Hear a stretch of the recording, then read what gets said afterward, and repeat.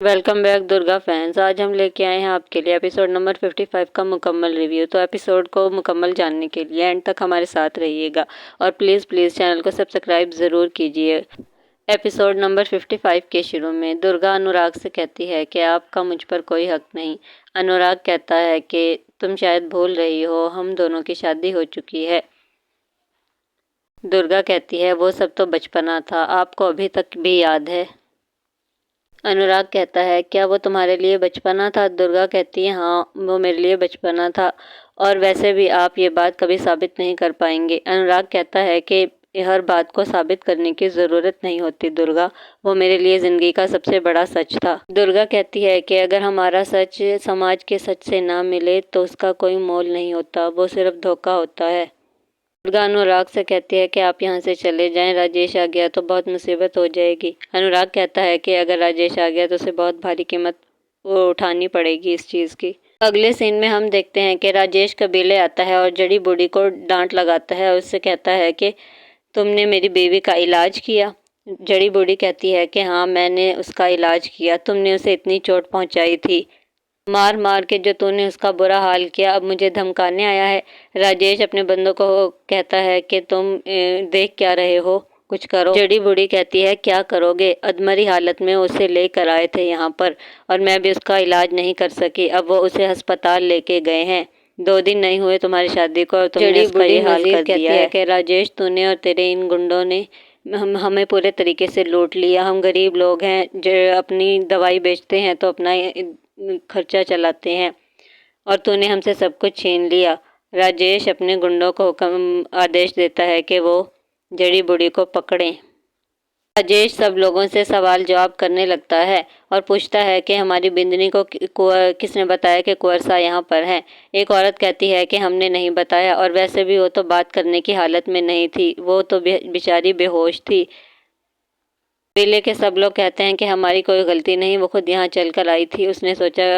उन्होंने सोचा कि जड़ी बूढ़ी के पास दवाई होगी तो वो उससे ठीक हो जाएगी।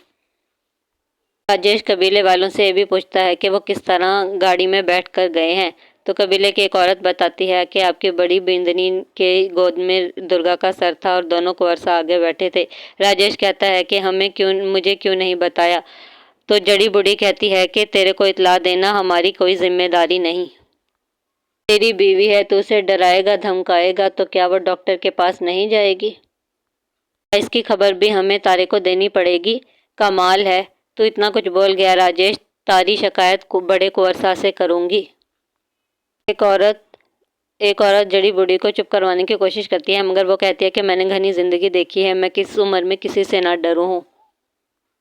ये सुनकर राजेश को गुस्सा आ जाता है और वो अपने बंदों से कहता है कि चलो काम शुरू करो। वो सबके घरों पर तेल छिड़क कर आग लगा देते हैं। सब लोग चीखते चिल्लाते रहते हैं कि हमारे बच्चे अंदर हैं, लेकिन राजेश किसी की बात नहीं सुनता। राजेश जड़ी बूढ़ी से कहता है कि देख बुढ़िया देख, तारी वजह से क्या हो रहा है, देख। वो उसे धक्का देकर आगे चला जाता है। राजेश अपने बंदों से कहता है देखो कैसे बस्ती जलकर राख हो गई और कोई कुछ नहीं कर पावेगा, इसी तरह अपनी बीवी को भी जलाकर राख कर दूंगा। अगले सीन में हम देखते हैं कि दुर्गा को हॉस्पिटल से छुट्टी हो जाती है। अनुराग और अनुभव कहते हैं कि पता नहीं क्यों दुर्गा को इतनी जल्दी छुट्टी दे दी है, हालांकि उसकी तो हालत अभी ठीक नहीं है। छुट्टी के वक्त दुर्गा मीरा से कहती है कि किसी ऑटो वगैरह का बंदोबस्त कर लें। अनुभव कहता है क्यों, गाड़ी तो है, ऑटो वगैरह की क्या जरूरत है। अनुराग कहता है दुर्गा तुम जितना उससे डरोगी उतनी उसकी हिम्मत बढ़ेगी। ये डर तुम्हारी आंखों में अच्छा नहीं लगता, सूट नहीं करता तुम्हें। दुर्गा अनुराग से कहती है कि कुंवर साहब आप प्लीज़ यहाँ से चले जाएं और आपके एग्ज़ाम भी तो अभी बाकी हैं, आप इन सब में ना पढ़ें। अनुराग कहता है कि दुर्गा मैं किंगसर छोड़कर नहीं जाना चाहता। दुर्गा फिर से कहती है प्लीज़ कुंवर साहब आप यहाँ से चले जाएं। अनुराग कहता है कि मुझे कब आना है कब जाना है ये मैं डिसाइड करूँगा।